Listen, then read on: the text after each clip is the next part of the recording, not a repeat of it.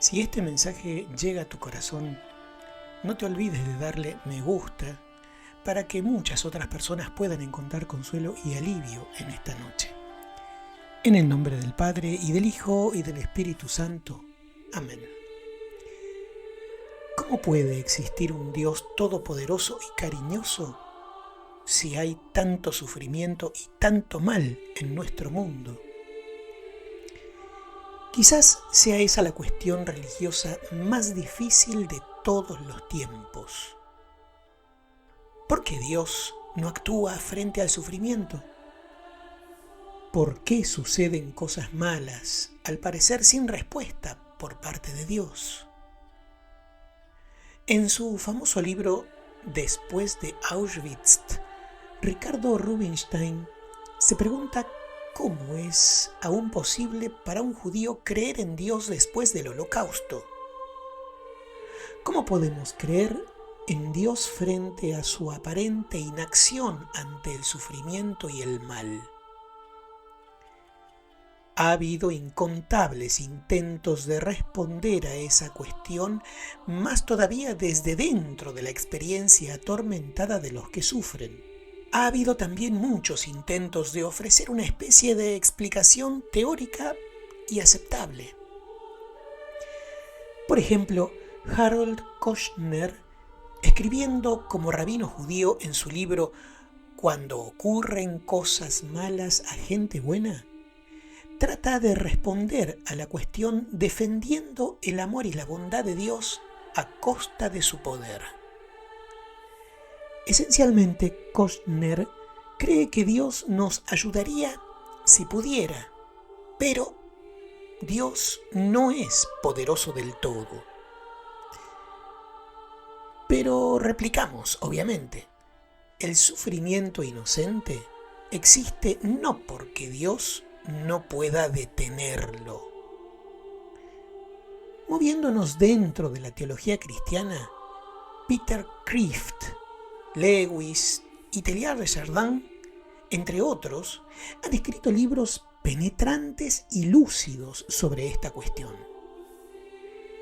Los cristianos creen que lo que finalmente está en juego es la libertad humana y el respeto que Dios le tiene. Dios nos da la libertad y, a diferencia de la inmensa mayoría de los humanos, rehúsa violarla, aun cuando el hacerlo parecería beneficioso. Eso nos deja a veces en un inmenso sufrimiento. Pero como nos revela Jesús, Dios es más un Dios que redime que un Dios que acude en auxilio de algo. Dios no nos protege contra el dolor, sino que en cambio participa en el mismo dolor y finalmente lo redime. Eso puede sonar simplista o demasiado ingenuo frente a la muerte y el mal reales, pero no lo es. Vemos una ilustración poderosa de esto en la reacción de Jesús a la muerte de Lázaro. Fundamentalmente, los evangelios nos presentan la historia de esta manera. Las hermanas de Lázaro, Marta y María, envían un mensaje a Jesús diciéndole que el hombre a quien tú quieres está gravemente enfermo. Sin embargo, curiosamente, Jesús no se apura ni parte inmediatamente para ver a Lázaro.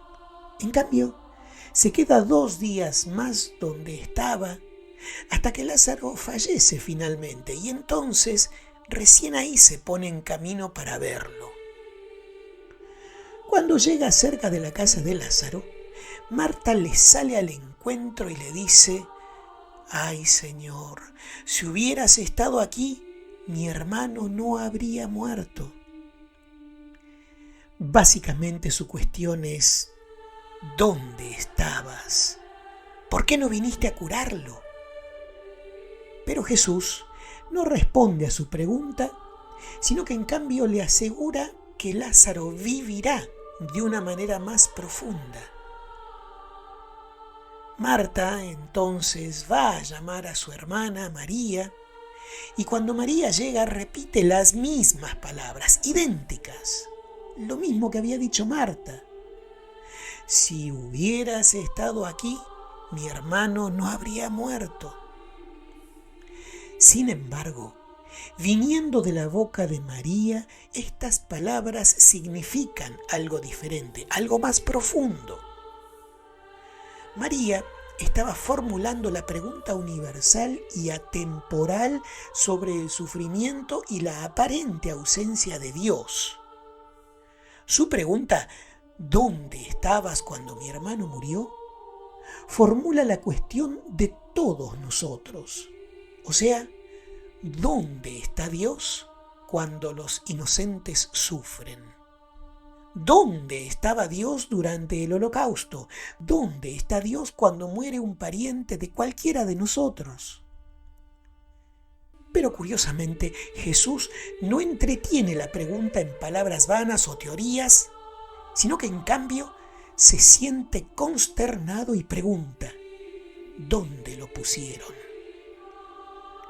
Y cuando ellos se ofrecen para acompañarlo, Jesús comienza a llorar. Esa es su respuesta frente al sufrimiento. Él asume parte en la impotencia, en el desamparo y el dolor de la gente. Después resucita a Lázaro de la muerte.